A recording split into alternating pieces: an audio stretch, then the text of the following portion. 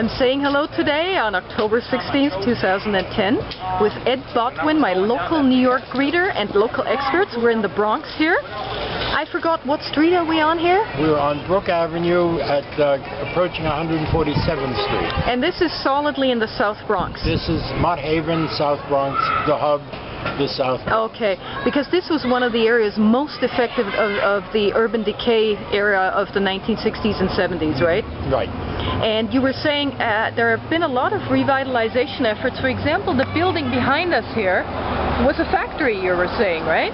Right, and there's now a condo. Now a condo. And hopefully it's going to be part of what eventually will be known as Sobro, which is a community further down, which consists of what they hope will be another Soho, smaller than the one in Manhattan, of course.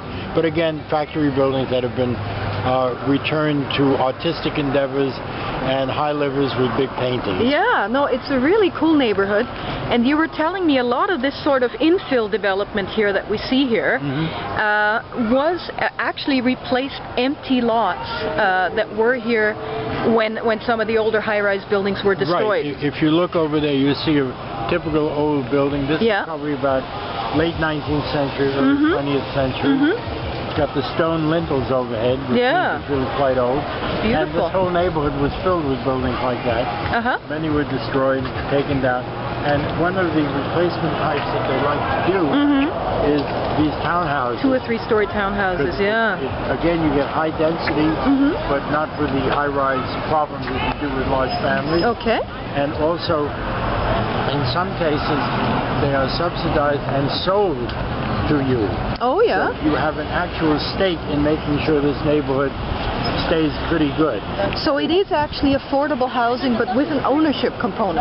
Sometimes, very often. And in other words, you buy the house with a mortgage, and then you have 2 tenants to help defray the expenses. Oh, that's cool. And the idea is to anchor people to the property. And to make them care about their own property and about the neighborhood. Right. That's wonderful. Primarily rental neighborhood, Even before things went bad, I had friends who would move every 2 years. Really? So not a lot of roots.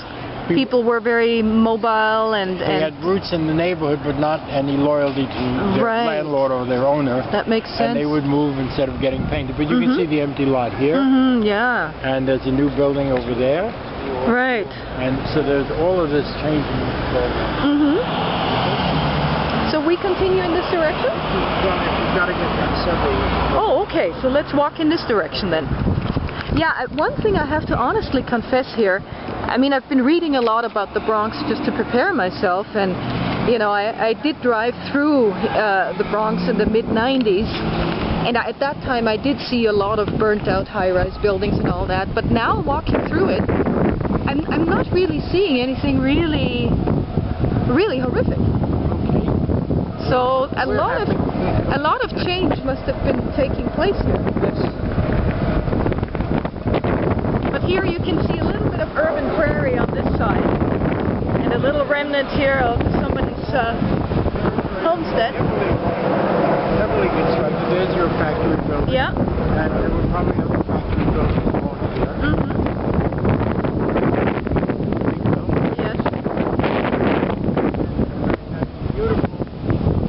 But it's better than a burnt-out carcass of a building, Exactly. And on the corner again, you see the early 20th century apartment building. That's right. So a lot of the empty lots that were a result of the burning infrastructure here in the Bronx have been filled in. New stuff has been built. Either kind of high-rise, mid-rise, as well as low-rise apartments. See over there, there's one. Oh yeah. Oh, very interesting. Great. And what subway station are we headed to north? We're going to 149th Street. On the 2 and 3 line. Okay. Oh, no, not on the 2 and 5 line. Okay. Wonderful.